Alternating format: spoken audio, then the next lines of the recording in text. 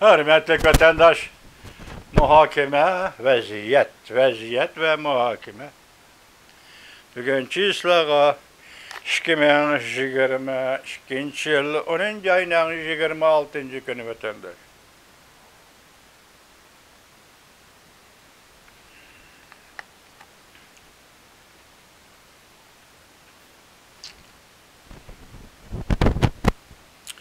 Muhakeme. Avval birinci cümlem bundak başlayın da vatandaşım.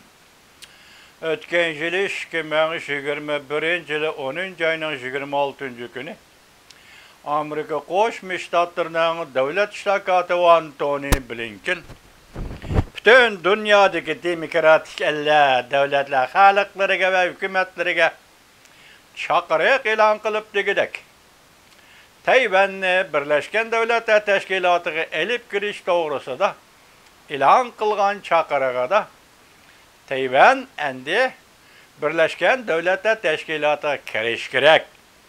Bu chaqiriqning bugun 26. günü bir yilligini xotirlayman vatandaşım ben.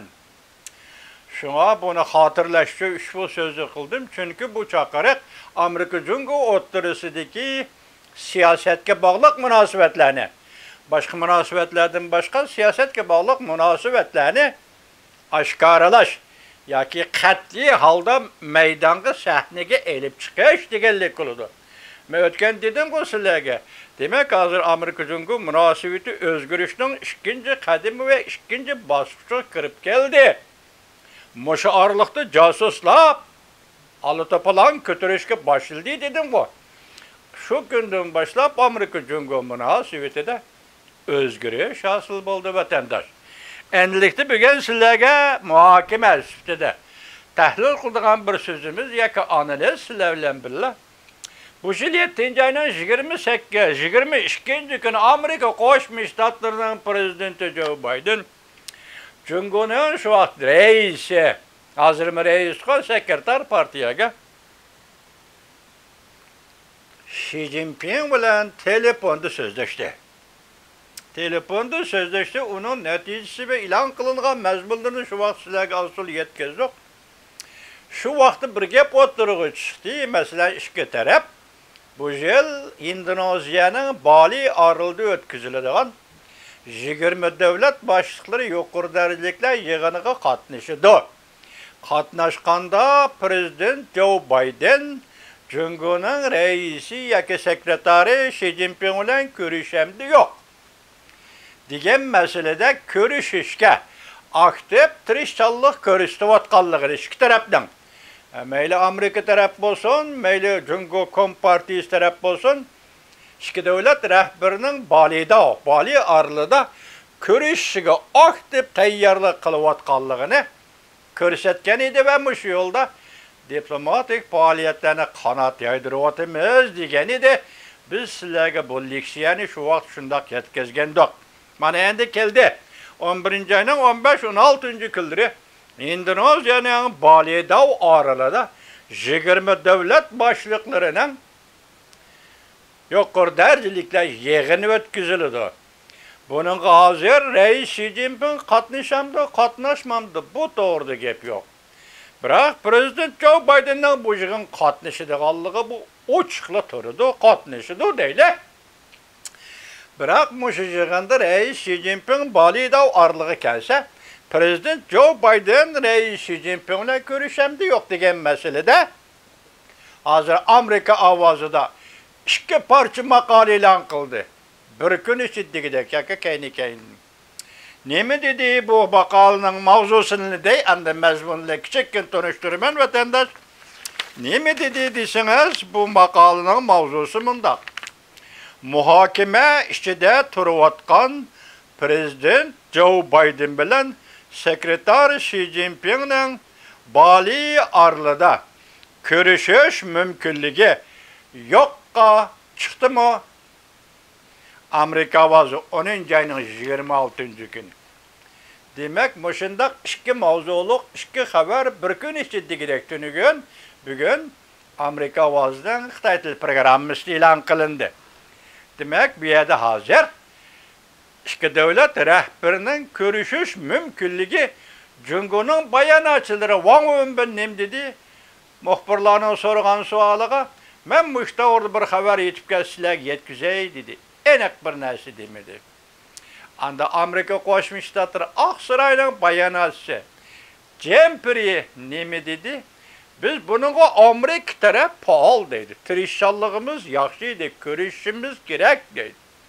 Biz görüşünü ve diyalogunu saklap kalışımız gerek ve uçuruşumuz gerek dedi. Bunu Aksaray'ın bayanatçısı Jempri şundak gösterdi. Emdi muşu makalada mundak bir abza söz ne? Sizlerge tapşuray vatandaşım anlap koyun bu ne? Yukarıki mavzudaki makalası da Amerika avazı da verilgen haber 10. ayının 26. günü mundak. Haberdar kişi yanımında haber kıldı. Cungo emeldarları ağrınıp Amerika bir gün atlap bir gün yani bir gün atlap bir gün Cungo tarafını çekip bekavatıdı. Sınap bekavatıdı. Bundak ahval aslında Cungo taraf görüşüşünü aktif netice hasıl bo'lishini ümit kılalmaydı. Cungo taraf demek Prezident Joe Biden bilen Bali arıldı görüşmeydi. Digen gep oldu mu? Görüşünü ümit kılalmaydı. Cungoluklarının köz karışımında, haberdar kişi devatırıcı mı? Cungoluklarının köz karışımında eğer aktif neticeye erişkili olmasa, Prezident Joe Biden bilen Reis Sekreter Xi Jinping'in görüşü aktif neticeye erişkili olmaydıgan bolsa, görüşüşten nime haceti? Nime haceti? Lekin Aksaray Devlet Bexatarligi Komiteti bu haberini yalgan haber dedi ve inkar kıldı. Kendiniz mi? Şu Amerika avazı berilayotgan haberci mi? Aksaray Devlet Bexatarligi Komiteti bu haberini yalgan haber dedi, inkar kıldı. Bu yerde bir gapga dikkat kılın vatandaş. Demek görüşüş deydi. Cungo taraf emeldarları yani bir haber Cungo taraf emeldarları ve hükümet taraf deydi. Bu taraftan yani muşkatim Bali davda uçuruşudan görüşte bu taraftan yani demekçi boğunu Amerika taraftan uçuruşuz gün tertibini yazgan, teyyarlagan Amerika taraf emeldarları bilen uçuruşunu halamaydı. Ma cümlege dikkat kılın vatandaş. Demek bu katın Bali davda eğer uçuruşup kalsa Prezident Joe Biden bilen Sekreteri Xi Jinping bu uçuruşun mezmununu kim teyyarladı? Bu uçuruşuş gün tertibini kim yazdı? Mesela Amerika teyyarladı, Amerika yazdı. Şunun için Cungo taraf Amerika emeldarları bilen uçuruşunu, görüşüşünü halamaydı. Yani muşa haberini Amerika Aksaray Devlet Bexatarlık Komiteti inkar kıldı deydi. İnkar kıldı bu şu tarzda tutsun vatandaş bu iki devlet rehberleri ve iki devlet otorisi meseleyken müşahede bir ağız gep bunu rast oluşu yalgan buluştan kat'i nazar hem de Amerika avazı ilan kılındı. Nime deydi deseniz Bali'da ayrıldı Prezident Joe Biden bilen Reis Xi Jinping'in uçuruşu da kallığını, görüşü de kallığını ve bu doğrudaki gün tertipli ve gün tertipinin mezmunlarını uçurarak hesap vatandaşım muhakeme timisi, muhakeme mavzusu oturup koyulduğun meselelerini Amerika taraf teyyarlagan bolsa, Cungo taraf görüşüşte halamaydı. Gep manama yedi. Eğer bu katın görüşünü 7. ayın 28. günü Amerika taraf hem Cungo taraf hem kızgın muhakeme kıldı. Görüşüş yolunda izdinivatımız dedi. Bugün endi Cungo Kompartiyası yeni saylam, yeni rehberlik oturuğu çıktı. Muşu meselelerine münasebetlik mi yak emez mi bilmeyimiz. Azir endi yeni saylam, yeni rehberlik oturuğa çıkan da Cüngo'da vatandaş şundak bir haberi yetip geldi ki sabık prezident Trump devrede Cüngo Harbiy İşler Komiteti'nin Li Shangfu deydiğen bir general derecelik adam mı? Bir soğut işiğe arlaştı mı? Nemege arlaştı? Amerika hükümeti şu vaxtıda bu ne? İmbarga kılgan edi vatandaş. Li Shangfu degen general derecelik adamni Amerika Qo'shma Shtatları şu vaxtıda imbarga kılgan edi. Bugün Reis Xi Jinping nima ish qildi ekan? Hozir kelayotgan xabarga qarasak, bu Li Shangfu deganni Cungu Devlet Müdafiasining ministri qilib tayinlaydi ekan. Amerika Qo'shma Shtatlari embargo qildi. Cungu hükümeti şu embargo qilingan odamni, harbiy odamni amdilikda kelib, Cungu Devlet Müdafaa Ministerligining ministri qilib belgilaydi. Demek bundan qaraganda Reis Xi Jinping bo'lsin, xalq qurultayida 3-oyda hozir sekretar bo'ldi partiya qurultayida.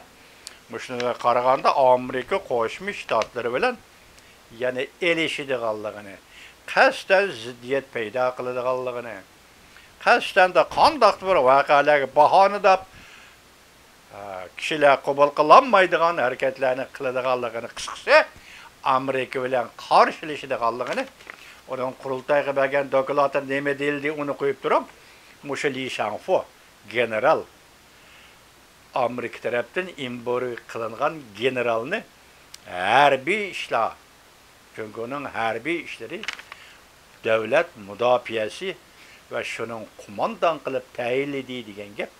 Cungulikda bir samimiyat yo'q.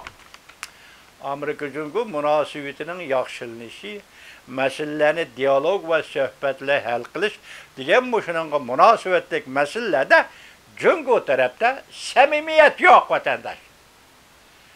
Shundaq ahvolda Amerika Cungu munosabati qanday taraqqiy qiladi?